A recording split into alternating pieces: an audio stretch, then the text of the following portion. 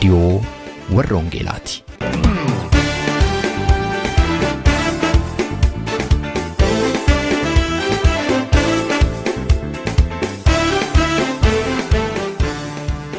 रेडियोon वर्रोंगेला tokkummaa waldooti Oromoo warroongeelaa Awurooppaatiin qophaa'e torbanitti si'a tokko dhaggeeffattoota biyyootii gaanfa Afrikaaf naannoo isaatiif akka lakkoobsa sa'aatii Itoophiyaatti galgala sa'aatii 12 hamma sa'aatii 12:00tti dambalii gabaabaa kiilooheerzii 15,515 yookaanis meetir baandii 19 irratti dhaggeeffattoota kibbaaf giddugaleessa Awurooppaatiif immoo akka lakkoobsa sa'aatii giddugaleessa Awurooppaatti galgala sa'aatii 21 hamma sa'aatii 21:00tti dambalii giddugaleessaa kiilooheerzii 1,355 irratti kan isin qaqqabu tamsaasa wangeelaati.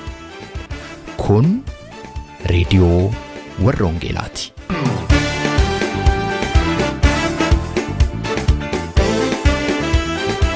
Harka fuunee attam jirtu jaallatamtootaaf kabajamtoota dhaggeeffattoota reediyoo warroongeelaa. रेडियोon warroongeelaa har'as immoo kunoo sagantaa ishee guyyaa har'aa qabattee kunoo dhiyaatteetti. Sagantaa keenya har'aa keessatti ergaa sagalee Waaqayyoo obboleessa keenya Margaa Yaadasaa Yuunivarsiitii Amboorraatii torbee darbee isinii jalqabnee kan turre har'aa kutaa lammaffaasaa itti isinii fufna. Egaa sagantaa keenya keessatti faarfannaa garagaraas isiniif illee jirra. Hanga xumura sagantaa keenyaatti akka obsaan waliin turtan kan isin affeeruu qopheessaa raadiyoo warroongeelaa ana Roobsan Makkootii sagantaa keenya wajjin yeroo eebbaa qabaadhaan isiniin jedha.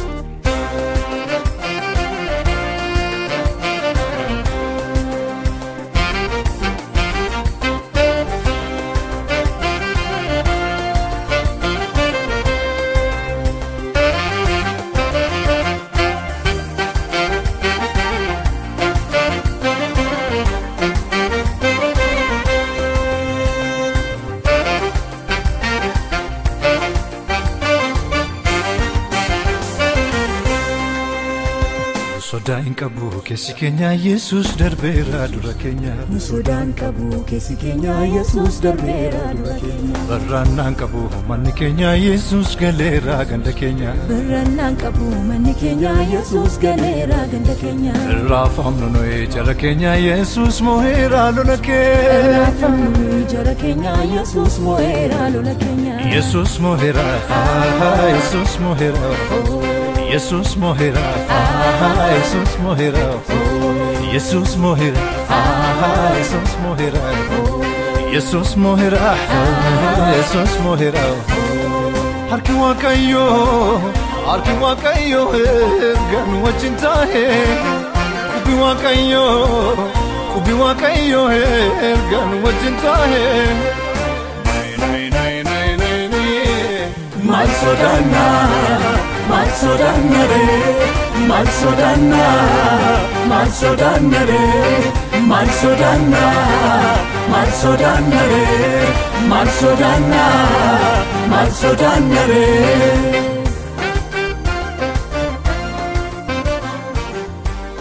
Hundumaa kan dursu nagaa Waaqayyoo isiniif haa ta'u. Jaallatamoof kabajamoo saba Waaqayyoo addunyaa kana irratti tamsaatanii karaa raadiyoo warra wangeelaatiin sagalee Waaqayyoo sa'aatii kana isiniif tamsaafamaa jiru dhaggeeffachaa kan jirtan baga gammaddan. Waaqayyoo isinaa eebbisu. Qixa jirtan hundumaatti ayyaanni Waaqayyoo isiniif haa baay'atu. Ani obboleessa keessan Margaa Yaadasaatii. Yeroo darbee sagalee Waaqayyoo irraa waliin ilaalaa turre kutaadhuma sanatti aansuudhaan kutaa lammaffaasaa waliin ilaalla. Amma immoo laphee ofiitiin garaa ofiitiin haala kamiyyuu keessa jiraatanii gara Waaqayyoo yaaduun hammam barbaachisaa akka ta'e qabxii lama waliin ilaalle. Warri garaa isaaniitiin gara Waaqayyoo ilaalan gara Waaqayyoo yaadanii warra isaan marsanii doorsisan hin sodaatanii jennee dubbanne. Lammaffaa irratti immoo rakkina dhufu jalaa oolu jennee waa'ee Nohi kaasnee jireenya isaa jiruu isaatii fi akkaataa Waaqayyootti balaa jalaa isa oolchee akkasuma waa'ee Looxiin kaasnee akkaataa Waaqayyootti balaa jalaa isa oolchee waa tokko tokko dubbachaa turre. Har'as kutaa sanatti fufuudhaan mata duree dhuma kana jalatti qabxii ittaan waliin ilaallaa. garuu itti fufnee dursinee Waaqayyoon hin kadhannaa. Waaqayyo ammas nutti hin dubbata, nu barsiisa. Maqaansaa haa eebbifamu. Yaa Waaqayyoo, bara jireenya keenyaa irratti yeroo kana dabaltee kan nuuf kenne si'i. Namoonni baay'een sa'aatittii kana ga'uudhaaf utuu hawwanii utuu dheebotanii garuu kaalendariin jireenya isaanii waan cufameef yoona ga'uu hin dandeenye.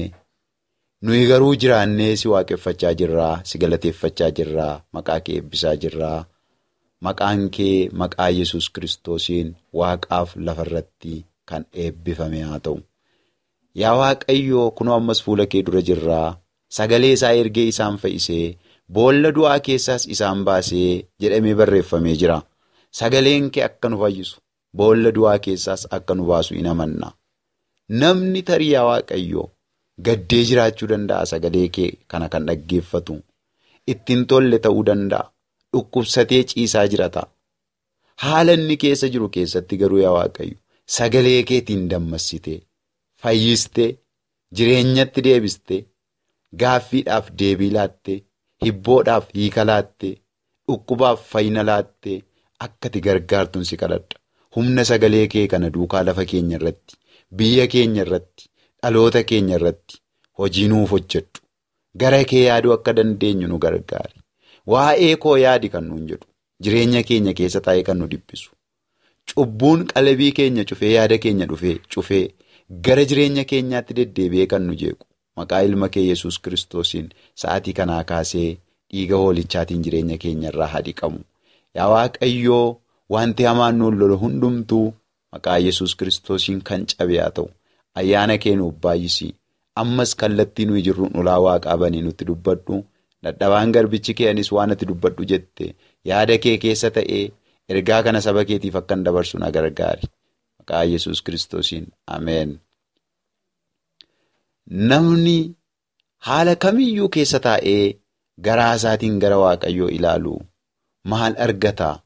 Inni nama akkamiiti? Maaltu isaaf ta'a kan jedhu ilaalaa turre yeroo darbee qabxii lama akka ilaalle isinitti meera. Qabxii inni sadaffaanii bara beelaatti soortuu warra isa ari'atanii ta'e argama. Yaada isaa Waaqayyootti hidhachuu duwwaadhaan, garaa isaa Waaqayyootti kennachuu duwwaadhaan namni yoo adeeme soortuu warra isa ari'atanii, soortuu warra boolla isa buusanii, soortuu warra isa gurguranii ta'e argama.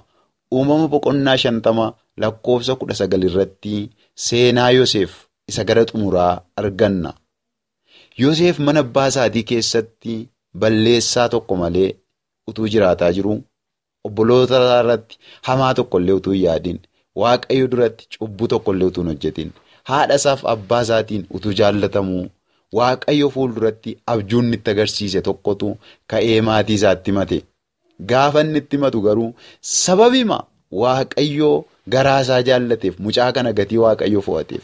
Mucaan kunis yaadni isaa Waaqayyo irra waan jiruuf quba itti nyaachuutti ka'an obbolootumti isaa irratti ka'anii mucaa galaa baatee isaaf deemu boolla qopheessanii, boolla ontuu boolla qopheessanii boolla sana keessa buusanii.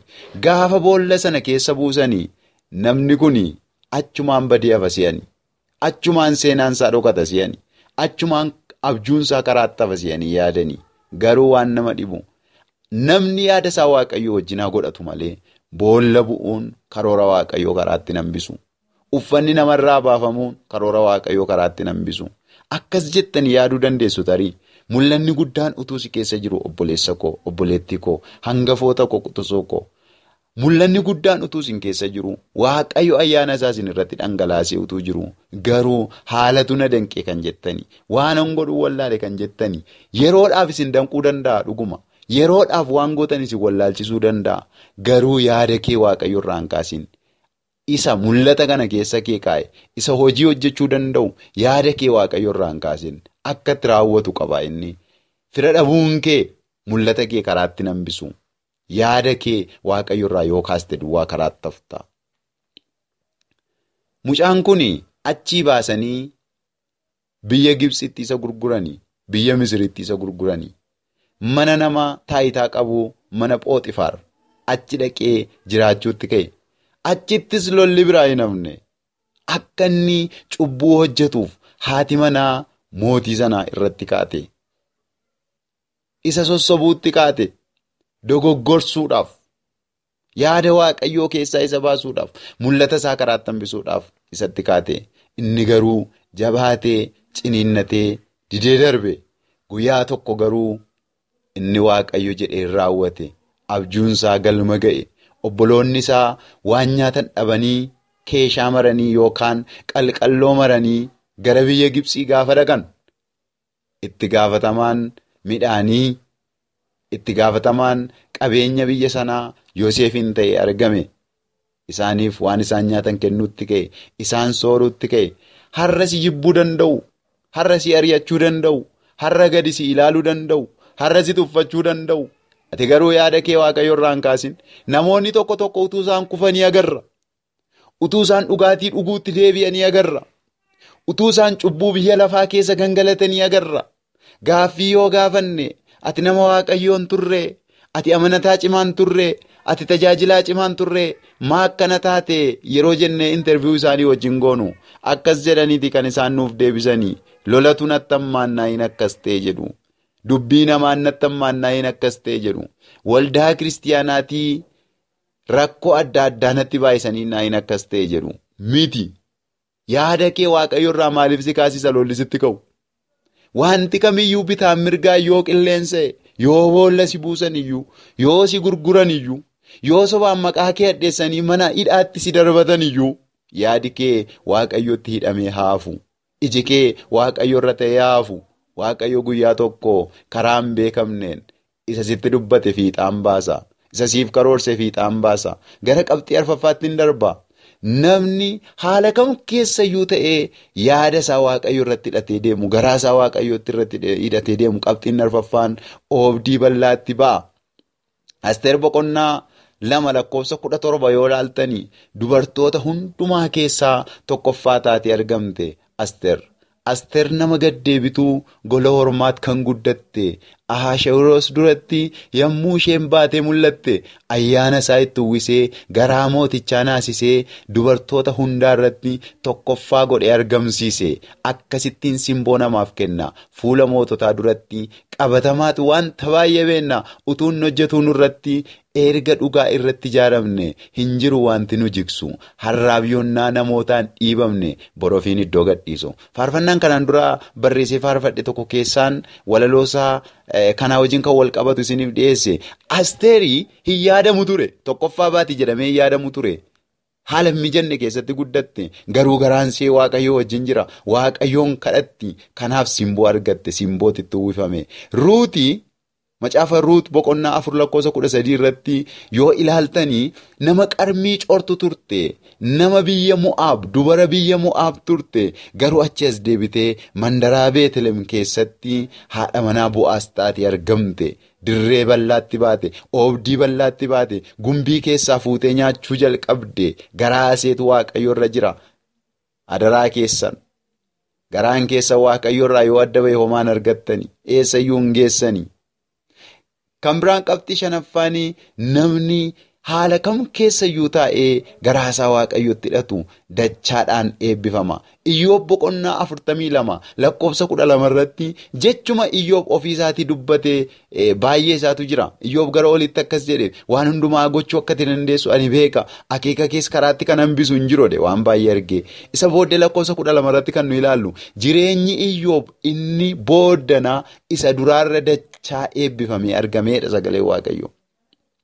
Gara dhumaa irratti eebbasi eega.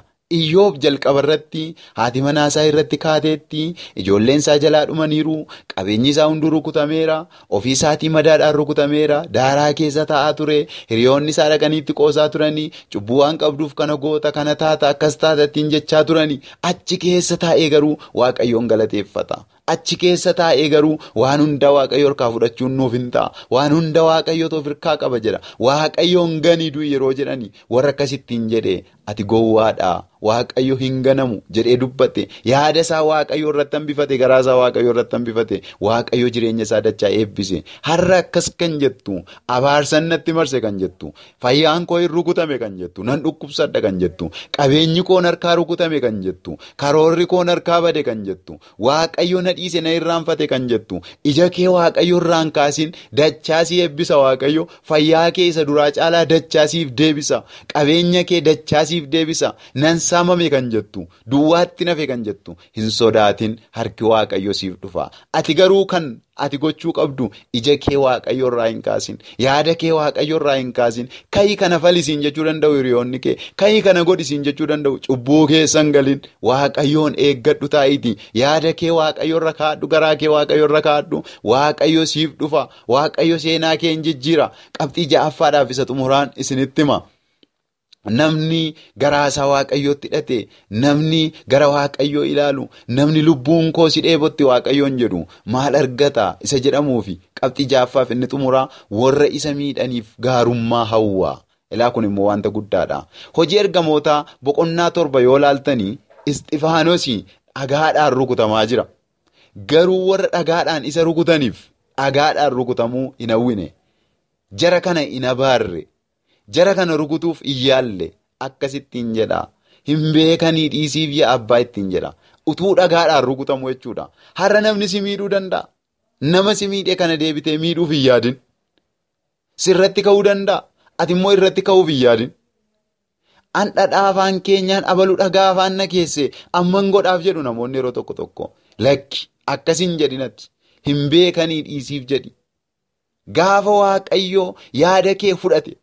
Gaafa waaqayyoo garaa kee keessa taa'e gaafa hafuurri qulqulluun sirra buufate nama warra diinota kee ta'anii sitti marsan warra hamaa sirratti yaadaniif ati immoo gaarummaa yaadda waaqayyos kana barbaada mallattoon nama garaansaa waaqayyoo wajjin jiru akkasi maal si dhibe atoo gooftaa qabda maal si dhibe siifoo waaqayyootu jira maal si dhibe siifoo waaqayyootu dubbata maal si dhibe siifoo waaqayyootu ijaa baasa ati waan gaarii hawwi. Hiriyaa kee irratti hamaa hin yaadin ollaa kee irratti hamaa hin yaadin akkasittan ijaabaan jedhin akkasittan salphisan jedhin akkasittan gudii ishee godhan jedhin ijaa kee waaqayyotu siif ba'a ati gaarummaa yaadi ati kadhadhu warra si miidhaniif kadhadhu warra si laaffisan jajjabeessi warra gadi si buusan ati immoo qabee ol kaasi homaa miti siif gatii kee waaqayyo baasa waaqayyo maqaansaa bara baraan eebbifamu egaa garaa ofii waaqayyo irra kaachuuni. Waan guddaadha. Gatii nama kaffalchiisuu danda'a. Gowwaa nama fakkeessuu danda'a.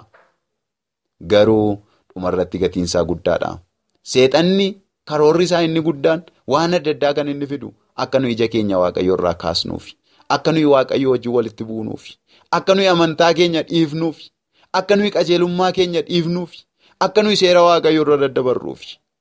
Garuu garaa keenya waaqayyo irratti hidhannee waaqayyoon dheebonnee waaqayyo wajjin jiraannee seexana qaanessinaa maqaa waaqayyoo haa eebbifamu ayyaanni waaqayyoo isiniif haa baay'atu sagalee waaqayyoo dhageessan kanatti akka jiraattaniif gooftaan hunduma keenya haa gargaaru eebbifamaa kadhannaa kootiin isin biran jira isinis akkanaa kadhattan abdiin qaba waaqayyoon galateeffannaa waan nutti dubbatteef si haa galatu yaa abbaa dubbiin ati dubbatte kun firdiif nuun qopheessin garaa keenya yaada keenya sitti hidhannee yeroo hundumaa fiixaan ba'uu akka dandeenyu nu gargaari raawwattee yaada mataa keenyaatti nuun kennin ayyaana kee nuuf baay'isa marumaatti nu dhaabi maqaa Yesuusiin ameen.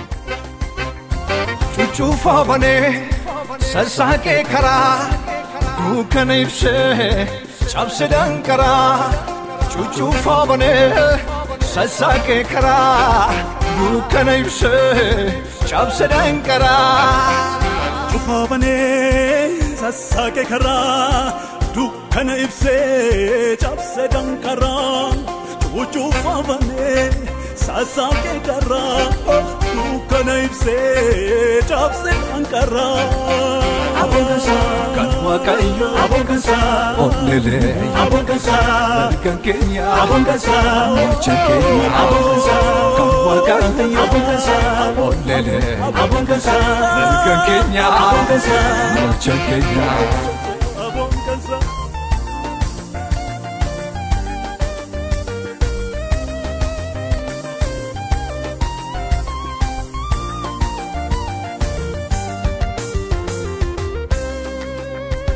Boggin injiru duumessi mul'ateera sokoosoo malee mootiin lolee mo'eera.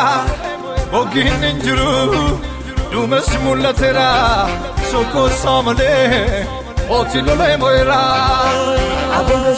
Kan waaqayyo olele kan keenya machan keenya kan waaqayyo olele kan keenya machan keenya. Kun reediyoo warra Wangeelaati. Sagantaan keenya itti fufa.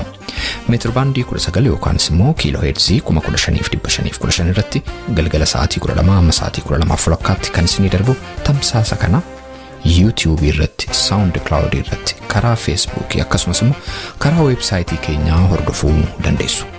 Websaayitiin keenya maqaan isaa www.uoece.org jedhama. Erran isinii deebi'a.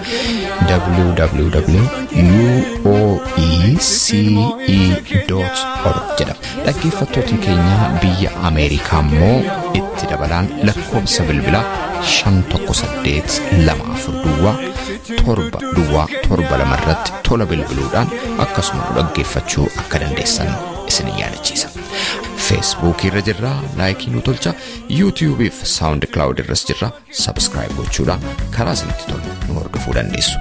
Jaallatamtootaaf kabajamtoota dhaggeeffattoota keenya amma immoo hafaa yeroo keenyaa keessatti faarfannaa garagaraa akkasiin dhaggeeffattan amma isiniifillee jirra. Ammas hanga xumura sagantaa keenyaatti waliin tura.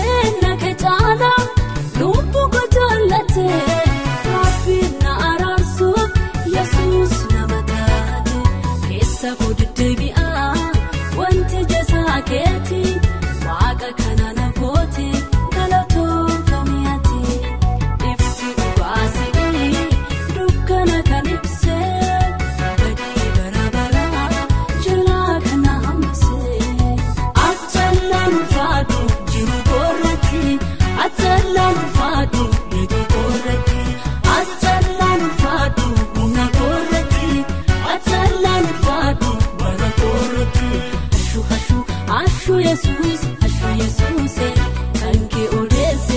kanke odesse futu kanke odesse ashu Yesuus kanke odesse futu kanke odesse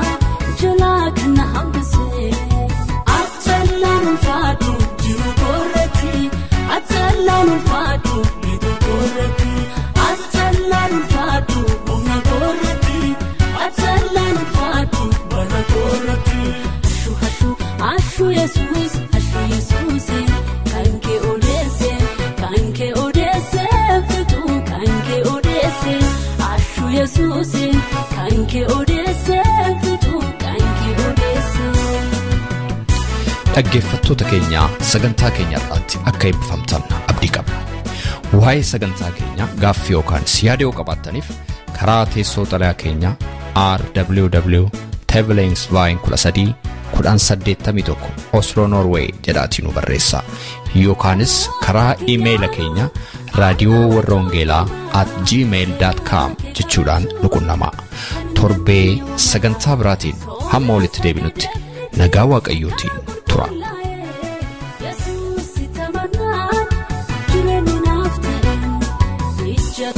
Baname qofiratu narraa kufe abba nagaya situ